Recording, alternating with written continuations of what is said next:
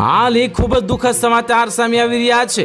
આફ્રિકાના કેટલાક ભાગોમાં ઇબોલા વાયરસના નવા કેસો સામે આવ્યા બાદ ભારત સરકાર એલર્ટ મોડ પર આવી ગઈ છે।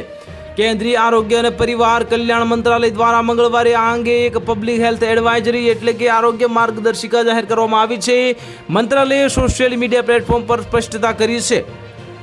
દેશમાં હાલ ઇબોલાનો એક પણ કેસ નોંધાયો નથી, પરંતુ તકેદારીના ભાગરૂપે આ એડવાઇઝરી બહાર પાડવામાં આવી છે।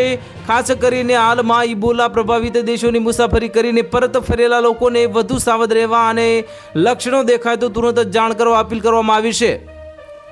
આરોગ્ય મંત્રાલયે જણાવ્યું છે કે જો હવે જે વ્યક્તિઓએ છેલ્લા 21 દિવસમાં ઇબોલાના પ્રભાવિત દેશોનો પ્રવાસ કર્યો હોય અથવા તો ત્યાંની ટ્રાન્ઝિટ એટલે કે પસાર થયા હોય તેમણે પોતાના સ્વાસ્થ્ય પર નજર રાખવી જરૂરી છે। જો આ સમયગાળા દરમિયાન તાવ, માથાનો દુખાવો, અસહ્ય સ્નાયુનો દુખાવો, શરીરમાંથી અચાનક લોહી નીકળવા જેવા લક્ષણો દેખાય તો તરત જ પોતાની જાતને આઇસોલેટ કરી લેવી જોઈએ।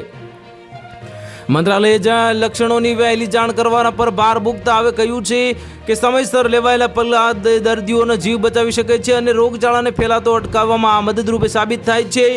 અને કોઈ પણ પ્રકારની માહિતી કે તાત્કાલિક સહાય માટે સરકારે 24 કલાક કાર્યરત હેલ્પલાઇન નંબર 1075 એટલે કે 1075 પણ જાહેર કર્યો છે, જેના પર નાગરિકો સંપર્ક કરી શકે છે। તો હાલ માટે એટલું જ। મળીશું નવી અપડેટ સાથે। જો તમને વિડીયો પસંદ આવતા હોય તો વિડીયોને લાઇક કરી દેજો, ચેનલને સબસ્ક્રાઇબ કરી બાજુમાં આવેલા બેલ આઇકનને દબાવી દો, જેથી તમને આવા સમાચારની અપડેટ મળતી રહે।